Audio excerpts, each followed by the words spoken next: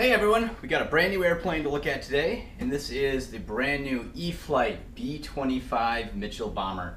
And not only just a B-25, but actually one of the Doolittle Raiders. So let's take a step back a little bit in history. And shortly after December 7th, in 1941, when the Japanese attacked Pearl Harbor, President Roosevelt kind of demanded action, some sort of a event that we could prove to the Japanese that we were not going to tolerate the attack on Pearl Harbor.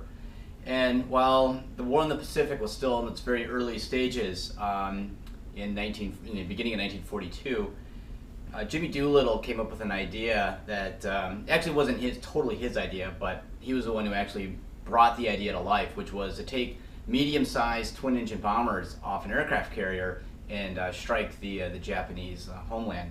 And that's exactly what they did, using 16 B-25 bombers on April, I believe, 18th, 1942. The B-25s took off and engaged targets on the homeland of Japan.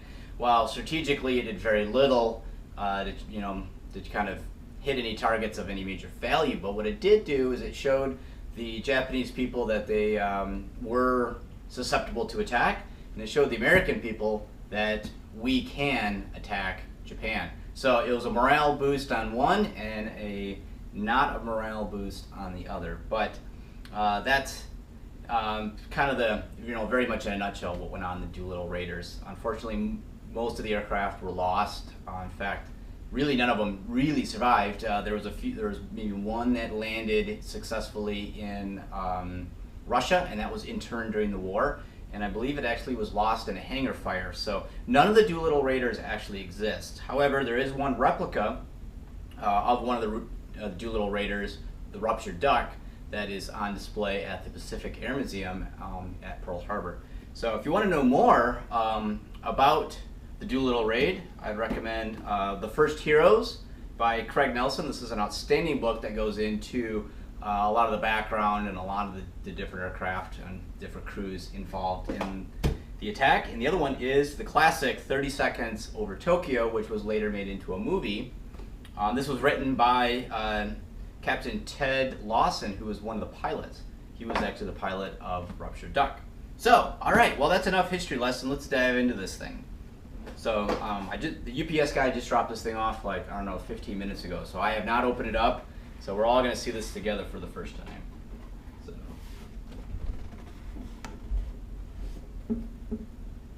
All right, well, see, the box is actually not nearly as big as I would have expected it to be.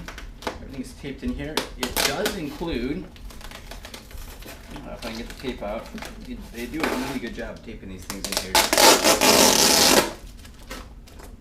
So here is all the tail numbers and livery for all the Doolittle Raiders. So you can build any of the 16 aircraft used during the attack.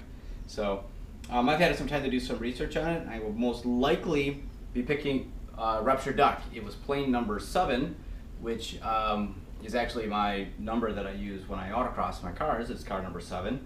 And also it is the airplane that is at the Pacific Air Museum, and also the airplane from the author of this book. So that's most likely the airplane that I will be using for my selection. So, all right, let's get some things out here. We have the nose cone, which includes one .30 caliber machine gun sticking out the nose, and that's actually a carbon rod to help give it some strength. So when you belly land this thing into the grass. So history says that perhaps they didn't actually even have any of the guns on board besides the top turret. So if you want to be historically accurate, you actually have to take the gun off, but I probably will leave mine on. So there is the front nose. That's also the hatch for the battery cover.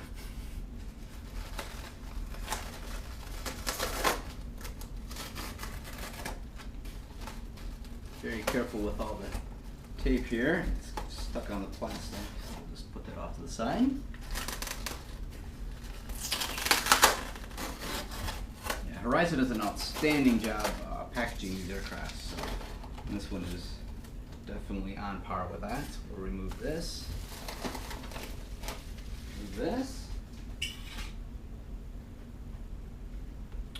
let's get out the nose cone, put the nose cone on. It doesn't look right without the nose on it. So the aircraft is a pretty good size. I have a couple other models here that I'll show you for an example of how big it is. Let me get a good size comparison.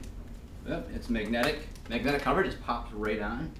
Oop, that's not good. We got, there we go. Oh, lost, tape is very sticky, so make sure you get this completely off, because it just took a little chunk of paint off the vertical stabilizer. So overall, plane looks good. Tape is loose on the aileron, easy to fix. It's very, very well detailed, very scaled. Even the wing profile is a match to what it should be for proper B-25. It's got the de-icing boots on it. The props are all black, no yellow tips, no silver hub. That's historically correct. That's the way the aircraft were that were used on the attack. It's got the radio antenna. It's got the top turret, tail turret, which were also not used in the attack, but sure looks good with them on the back. Landing gear also look extremely scale. They look very, very, very nice. It's not an under-cambered wing. It's a little under-cambered here, but for the most part, it's actually a real airfoil. So bring it up here and take a look at it.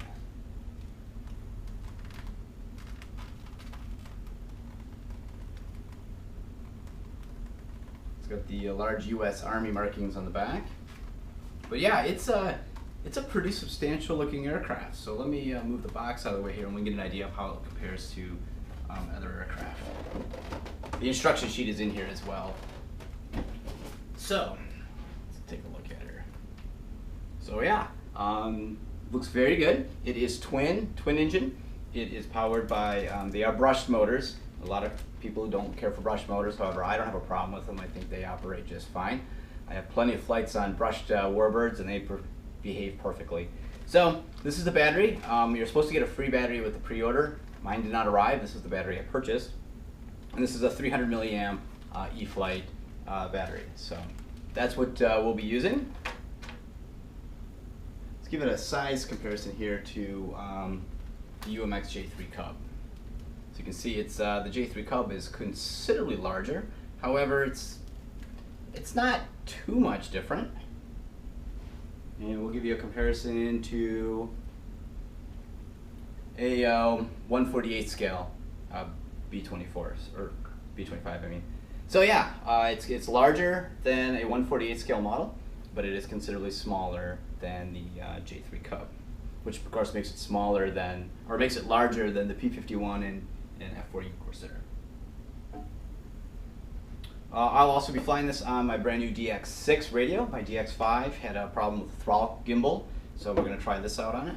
But overall, the plane, the level of detail on the aircraft is fantastic.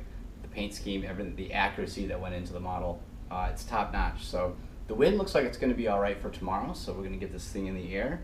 We'll get it programmed up, get the battery charged up, check the center of gravity, and be ready to take it off, fly it, and hopefully be back tomorrow with a maiden report.